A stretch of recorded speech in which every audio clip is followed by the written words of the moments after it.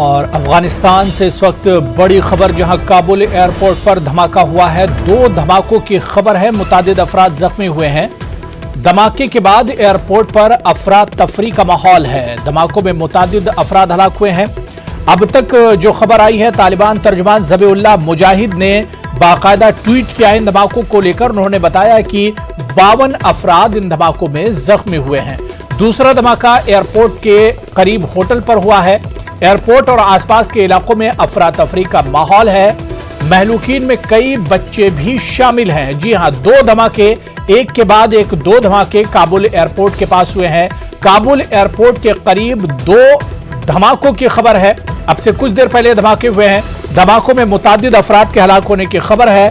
तालिबान तर्जुमान ज़बीउल्लाह मुजाहिद ने बाकायदा ट्वीट कर बताया है कि 52 अफराद इन दोनों हमलों में जख्मी हुए हैं। दूसरा धमाका एयरपोर्ट के करीब ब्राउन होटल के पास हुआ है।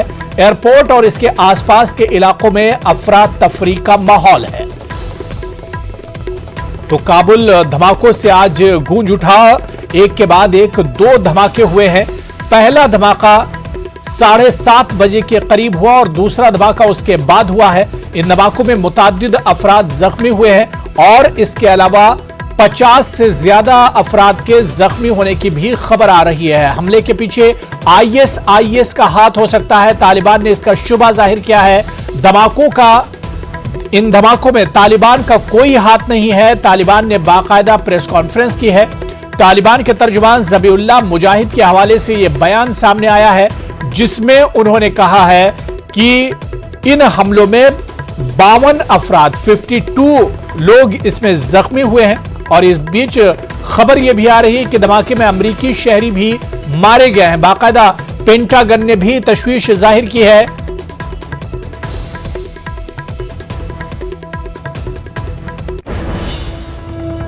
तो लगातार अफगानिस्तान में हालात संगीन बने हुए। एयरपोर्ट पर दहशतगर्दाना हमले किए गए। तालिबान ने इसका खदशा जाहिर किया है। अमरीकी फौजियों को आगाह किया गया था, तालिबान ने कहा है। तालिबान तर्जुमान ज़बीउल्लाह मुजाहिद का बयान आया कि धमाके में हमारे गार्ड भी जख्मी हुए हैं और इन धमाकों में दर्जनों अफराद के जख्मी होने की खबर है। और इन धमाकों के बाद की ये 2 तस्वीरें हम आपको दिखा रहे हैं। दूसरी तस्वीर में आप देख सकते हैं कि लाशें किस तरह से पड़ी हुई हैं जमीन पर। दिलखराश मंजर है। और दूसरी तस्वीर में इन हमलों में जख्मी अफराद को अस्पताल पहुंचाया जा रहा है। लेकिन ये तस्वीर जो आप देख रहे हैं अपने टीवी स्क्रीन पर, इन तस्वीरों में दिल दहला देने वाली तस्वीर है। एयरपोर्ट के गेट पर लाशें बिखरी पड़ी हुई हैं और लोग अपने और अपने रिश्तेदारों की तलाश में लगे हुए हैं। ये धमाके के फौरन बाद की तस्वीरें हैं। अमरीकी फौजों को आगाह किया गया था। तालिबान ने इस बात को भी कहा है कि अलर्ट जारी किया गया था इन धमाकों को लेकर। और अमरीकी जो सिक्योरिटी गार्ड हैं उन्हें भी आगाह किया गया था कि इस तरह के धमाके काबुल में हो सकते हैं। और इन धमाकों में तालिबान का कोई हाथ नहीं है। तालिबान के तर्जुमान ज़बीउल्लाह मुजाहिद ने बाकायदा ये बयान दिया है और उन्होंने कहा है कि IS का हाथ इन धमाकों के पीछे हो सकता है। इस दौरान अमरीकी पेंटागन ने भी इस बात का एतराफ किया है कि धमाके में अमरीकी शहरी भी मारे गए हैं। तो आपको बताते चलें कि इस बीच अमरीकी महकमा दिफा पेंटागन ने भी इत्तला दी है कि जो 2 धमाके काबुल में हुए, इन धमाकों में अमरीकी शहरी भी मारे गए हैं। काबुल में अमरीकी सिफारत खाने ने एडवाइजरी भी बाकायदा जारी कर दी है। तो एक के बाद एक 2 धमाके एयरपोर्ट की जानिब न जाए अमरीकी शहरी। पेंटागन ने बाकायदा अमरीकी शहरियों के लिए एडवाइजरी जारी की है। फ्रांस अपने सफीर काबुल से वापस बुला रहा है। जी हां, कई बड़े रद्दोबदल, इस वक्त की कई बड़ी खबरें अमरीकी महकमा दिफा पेंटागन ने इत्तला दी है। बाकायदा उसने अमरीकियों के लिए एडवाइजरी जारी की है कि वो काबुल एयरपोर्ट की तरफ न जाएं। और इस धमाके के बाद की जो तस्वीरें हैं, दिलखराश तस्वीरें हैं जो हम आपको दिखा रहे हैं। हालांकि जिस तस्वीर में हम आपको दिखा रहे हैं, लाशें बिखरी पड़ी हुई है, इसे हमने ब्लर कर दिया है ताकि कहीं आप इन तस्वीरों को देखकर परेशान न हो जाएं, क्योंकि इस धमाके के बाद चारों जानिब एयरपोर्ट के इर्द गिर्द लाशें बिखरी पड़ी हुई थी। काफी लोगों के हलाक होने की खबरें हैं और इसके अलावा 50 से ज्यादा अफराद इन दोनों धमाकों में जख्मी हुए हैं। जो लोग जख्मी हैं उन्हें आसपास के अस्पतालों में भर्ती कराया गया है। और इस बीच अमेरिका और दुनिया के कई बड़े ममालिक से भी बयानात आने शुरू हो गए हैं। फ्रांस ने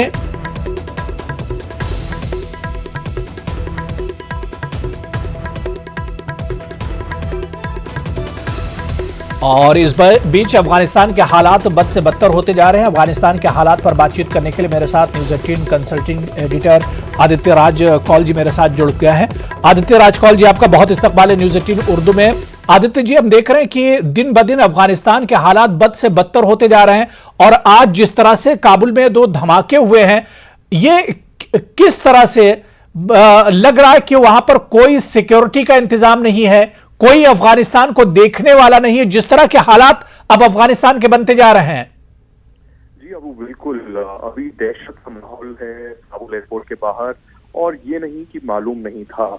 इंटेलिजेंस इनपुट 4 देशों से आए थे कि आइसिस खुरसान प्रोविंस है, उनका अटैक बिल्कुल काबुल एयरपोर्ट पे हो सकता है, क्योंकि आइसिस जो है इस्लामी स्टेट, वो अमेरिका को भी और तालिबान को भी अपना दुश्मन मानता है। तो अमेरिका ने भी एक सिक्योरिटी एडवाइजरी आज सुबह जारी की थी, जिसमें अपने अमेरिकी नागरिकों से कहा था कि वो एयरपोर्ट से लौट जाएं, एयरपोर्ट की तरफ कूच ना करें, क्योंकि एक सिक्योरिटी थ्रेट वहां पर है। तो इसके तहत अमेरिकी जो वहां पर सिटीजन थे, नागरिक थे, वो वहां से निकल गए थे, लेकिन अफगानी सिटीजन बहुत ज्यादा थे। शुरुआती जो रिपोर्ट आई है उसमें बताया जा रहा है कि 6:30 के आसपास ये ब्लास्ट हुए। पहला गेट एबी गेट जो काबुल एयरपोर्ट का है वहां पर हुआ, दूसरा ईस्ट गेट के पास हुआ। इसमें 13 लोगों के हलाक होने की जो है हमें सूत्रों के आधार पर जानकारी शुरुआत में मिली। अब कहा जा रहा है कि हो सकता है कि 30 से ज्यादा लोग जो हैं इसमें मारे गए हों। इसमें 50 से ज्यादा लोग जो हैं जख्मी भी हैं, उनको काबुल के अलग अलग अस्पतालों में लिया गया है। लेकिन आपने बहुत ही महत्वपूर्ण चीज बोली, वो ये कि सिक्योरिटी बिल्कुल नहीं है। सरकार कौन चला है किसी को पता नहीं है, और तालिबान ने जबरन जो है कब्जा तो कर लिया, लेकिन सरकार कौन चलाएगा, रिस्पॉन्सिबिलिटी कौन लेगा, और जो ये निहत्ते लोग अफगानी हों या अमरीकी हों या कोई भी हों, हैं तो इंसान ही, वो मारे गए हैं, इसकी रिस्पॉन्सिबिलिटी, इसकी जिम्मेदारी किसकी बनती है? तो ये सबसे बड़ा सवाल अभी होगा। और अभी भी वहां पर रेस्क्यू ऑपरेशन चल रहे हैं, कई लोगों के मारे जाने की खबर है, और पेंटागन ने भी कंफर्म किया है कि बहुत लोग मारे गए हैं। हमें ये भी पता चल रहा है कि 3 अमेरिकी सैनिक जो हैं वो भी इसमें घायल हुए हैं। क्या वो गंभीर रूप से घायल हैं या कैजुअल्टी हुए हैं, वो अभी तक जानकारी नहीं है, पता चलेगा। हो सकता है पेंटागन एक ब्रीफिंग कुछ देर के बाद करे जिसमें डिटेल्स बताए। अभी बताया जा रहा है कि यूएस प्रेसिडेंट जो बाइडेन, राष्ट्रपति जो है अमेरिका के, उनको डिटेल्ड ब्रीफिंग मिल चुकी है सिक्योरिटी एडवाइजर सुलिवन से, और जो फ्रांस के राजदूत काबुल में थे वो कुछ ही देर में वहां से निकल जाएंगे। फ्रांस ने ये डिक्लेयर किया है। तो एक बहुत ही फ्लूइड सिचुएशन है, और सबसे बड़ा जो मुद्दा और सबसे बड़ा सवाल अब उठता है, जो इवैक्यूएशन प्रोसेस अगले कुछ दिन और चलना था, वो कैसे चलेगा, और उसमें अमेरिका और बाकी नेटो और बाकी देश अफगानियों को कैसे निकाल पाएंगे, वो सबसे बड़ा जो है चैलेंज इनके लिए रहेगा। नहीं, बिल्कुल आदित्य जी, अब जो सबसे बड़ा एक टेंशन है या जो एक चैलेंज जिसे आप कह रहे हैं कि 31 डेडलाइन दी गई है, और उसके बाद फिर अफगानिस्तान के हालात क्या होंगे जब यूएस जो सिक्योरिटी फोर्स है वो अफगानिस्तान छोड़ देंगी, नेटो के जो जवान हैं वो छोड़ देंगे, फ्रांस अब यहां से अपना जो एम्बेसी है उसे खाली कर रहा है, तो 31 अगस्त के बाद हालात क्या होंगे अफगानिस्तान के? देखिए, तालिबान ने भी जो कहा है, तालिबान के स्पोक्स पर्सन चाहे वो सुहेल शाहीन हो या ज़बीउल्लाह मुजाहिद हो, उन्होंने यही कहा है कि 31 तारीख एक लाल रेखा है, एक रेड लाइन है। उसके आगे अमेरिका, नेटो या कोई भी बाहर का जो फोर्स है वहां पर तैनात नहीं हो सकता, और ये अग्रीमेंट के मुताबिक है। और ऑलरेडी कल से हमने देख लिया कि जितने भी अफगानी नागरिक कोशिश कर रहे थे एयरपोर्ट पहुंचने की, उनको वापस भेज दिया गया। हमने ये भी देखा जो माइनॉरिटी अफगान सिख और हिंदू है, कम से कम 140 से 170 वहां पर, वो कल जब काबुल एयरपोर्ट पहुंचे, उनको 15 घंटे वहां पर इंतजार करना पड़ा, और उसके बाद काबुल पे एयरपोर्ट पे उनकी आइडेंटिफिकेशन चेक करके उनको वापस भेज दिया गया। तो उनका भी रेस्क्यू ऑपरेशन कैसे अब भारत सरकार करेगी, ये बहुत बड़ा सवाल है। 31 के बाद देखना होगा, क्योंकि जो हमें स्टेटमेंट्स अमेरिका से मिल रहे हैं, चाहे वो एंटनी ब्लिंकन हो, जॉन किर्बी हो या बाकी लोग हों, वो कह रहे हैं कि 31 तक तो सवाल ही पैदा नहीं होता कि इवैक्यूएशन खत्म हो। हालांकि हमने कोशिश जरूर की है कि हजारों की तादाद में लोगों को वहां से निकालें। लेकिन अभी भी जैसे बोल रहे हैं कि अमेरिका के खुद के नागरिक 1500 हैं जो अभी भी काबुल में हैं, तो अमेरिका ने तो अपने ही नागरिक अभी नहीं निकाले, तो उसके अलावा फिर अफगान हजारों की तादाद में। तो क्या 11 सितंबर तक तालिबान मानेगा इवैक्यूएशन, या तालिबान और अमेरिका के बीच में भी झड़प होगी, वो देखना अभी होगा अहम। लेकिन इस ब्लास्ट से एक चीज तो तय है कि बहुत ही क्राइसिस वाली सिचुएशन है, कियोस है, और अमेरिका को सबसे बड़ा एक जो प्रश्न चिन्ह लगेगा कि वो काबुल एयरपोर्ट की पैरामीटर सिक्योरिटी अब कैसे निगरानी रखे उस पर। बिल्कुल आदित्य, हम इस पे और बात करेंगे। इस वक्त न्यूज़ 18 उर्दू के पास कुछ और तस्वीरें अफगानिस्तान से और काबुल से आई हैं। जिस वक्त ये धमाका हुआ उस वक्त ये तस्वीर ली गई और धमाके के फौरन बाद की तस्वीर आप देख सकते हैं कि किस तरह से धमाके के बाद पूरे इलाके में धुआं उठ रहा है और आवाजें भी सुनाई दे रही हैं इस धमाके के बाद। और यही वजह है कि बड़ी तादाद मरने वालों की बताई जा रही है, इसमें हलाकतों की तादाद बढ़ सकती है। और शाम के वक्त जब यह धमाका हुआ, आप देख रहे हैं कि पूरे शहर में किस तरह से लाइटें जल रही हैं और उस बीच में ये बड़ा धमाका होता है। जी हां, इस धमाके की आवाज भी आप सुन पा रहे हैं।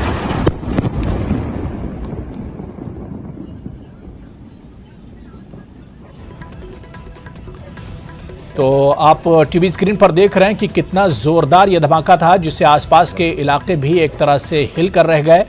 और इस धमाके के बाद, जी हां, ये धमाका बताता है कि इसमें मरने वालों की तादाद कितनी ज्यादा होगी, कितनी बड़ी तादाद में लोग हलाक हुए होंगे। जितना बड़ा ये धमाका है, काफी दूर से हालांकि ये तस्वीरें ली गई हैं, लेकिन ये तस्वीर बता रही है कि धमाका कितना ज्यादा खतरनाक और खौफनाक ये मंजर रहा होगा जिस वक्त ये धमाका हुआ है। तो काबुल में धमाके की तस्वीरें न्यूज़ 18 उर्दू पर आप देख सकते हैं, जहां पर शहर में बिल्कुल शाम के वक्त यह धमाका हुआ है। शहर में लाइटें जल रही थी और उस बीच ये जोरदार धमाका हुआ है। इस धमाके में काफी लोगों के हलाक होने की खबरें आ रही हैं और बड़ी तादाद जख्मियों की बताई जा रही है। हमले के पीछे आईएसआईएस का हाथ भी हो सकता है, इसका शुबा जाहिर किया जा रहा है। और इसी पर और बातचीत करने के लिए हमारे नुमाइंदे शैलेंद्र वांगू हमारे साथ फोन लाइन पर जुड़े हुए हैं। शैलेंद्र, दिन ब दिन अफगानिस्तान के हालात बद से बदतर होते चले जा रहे हैं और आज जिस तरह काबुल में एक के बाद एक 2 धमाके हुए हैं, बड़ी तादाद में लोग इसमें हलाक हुए और बड़ी तादाद में लोग इसमें जख्मी हुए हैं। बिल्कुल, आपको बता देंगे जो तस्वीरें इस वक्त काबुल से आ रही हैं वो परेशान करने वाली हैं, दुखी करने वाली हैं। बहुत से लोगों की इसमें जान गई है। हालांकि अभी तक जो बताया जा रहा है कि करीब 6 लोगों का कंफर्मेशन बताया गया है। हालांकि तालिबान ये बोल रहा है कि करीब 52 लोग इसमें जख्मी हुए हैं। 2 धमाके एयरपोर्ट के करीब, एक गेट के पास, एबे गेट के पास, और दूसरा धमाका बैरन होटल के बाहर बताया जा रहा है हुआ, जो यूएस ने कंफर्म किया है। और एयरपोर्ट पर काफी लोग मौजूद थे।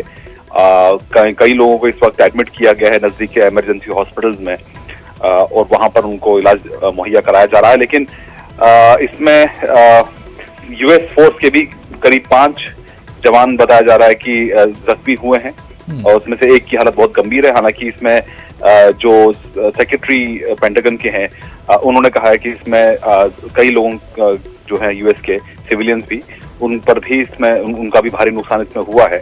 तो जाहिर तौर पर एक बहुत दुखद ये आतंकी हमला, हालांकि इसको आईएसआईएस का एक करतूत बताई जा रही है।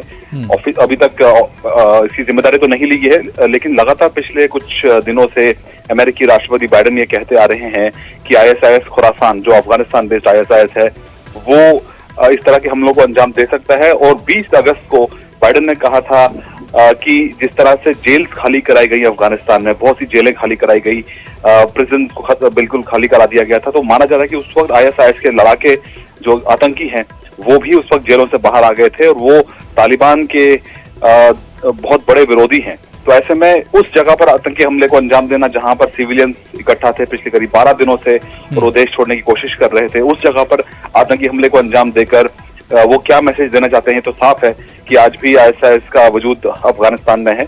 लेकिन इस पूरे धमाके से पहले ही, आज सुबह ही, अमेरिका, यूके और ऑस्ट्रेलिया की तरफ से 3 एडवाइजरीज सामने आई थी, जिसमें ऑस्ट्रेलिया की एडवाइजरी में साफ कहा गया था कि एक आतंकी हमले को अंजाम दिया जा सकता है, यानी कि अलर्ट पहले से ही मौजूद थे। लेकिन थोड़ी राहत की बात यह है कि कोई इंडियन या अभी तक सिख समुदाय और जो हिंदू समुदाय, जो माइनॉरिटीज है, वो उस वक्त एयरपोर्ट पर नहीं थे। उनको पहले ही इन अलर्ट्स के बाद उनको वहां से ये अच्छी खबर है कि इन धमाकों में अभी तक किसी हिंदुस्तानी के जख्मी या हलाक होने की खबर नहीं है। लेकिन शैलेंद्र, एक टेंशन अभी भी बना हुआ है, एक परेशानी ये है कि 31 अगस्त डेडलाइन दी गई है, लेकिन बड़ी तादाद में अभी भी इंडियंस अफगानिस्तान में और काबुल में फंसे हुए हैं। बिल्कुल, जो ऑपरेशन देवी शक्ति है उसको लगातार चलाया जा रहा है। आज भी 35 लोग, जिसमें 24 इंडियंस शामिल हैं, वो आज इंडियन एयरवेज से पहुंचे थे।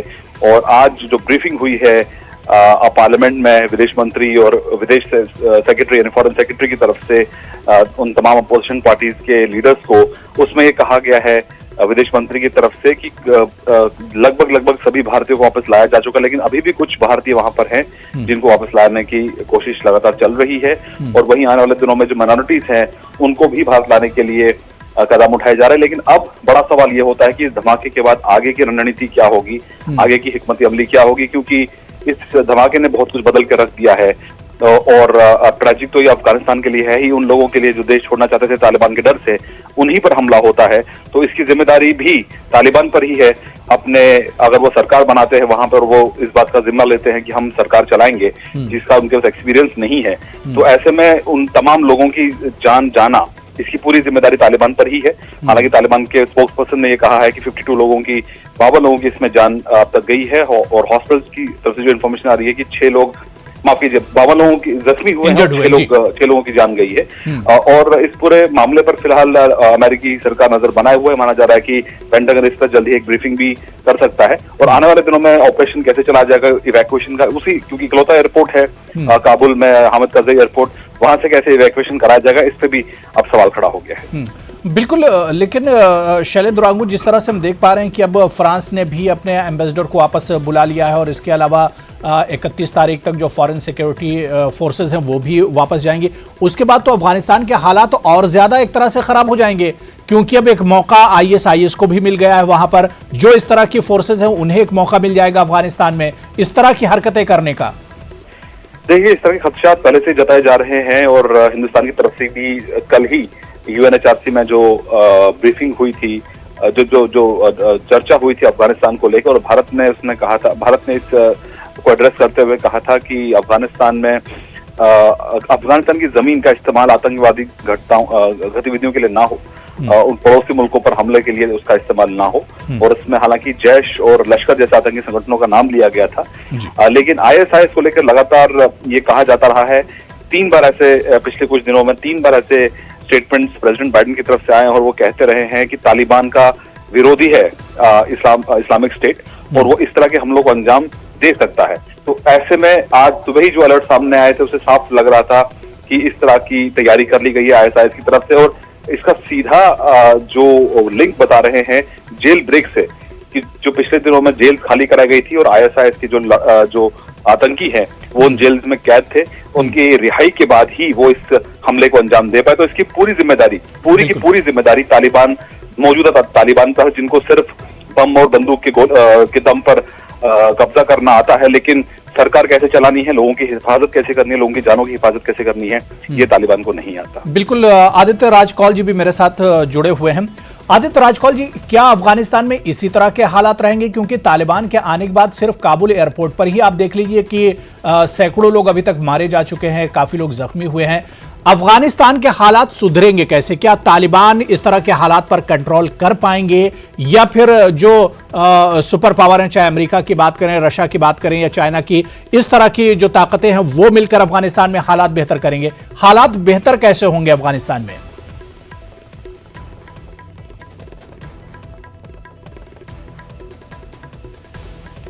आदित्य जी, मेरी आवाज आ रही है आप तक?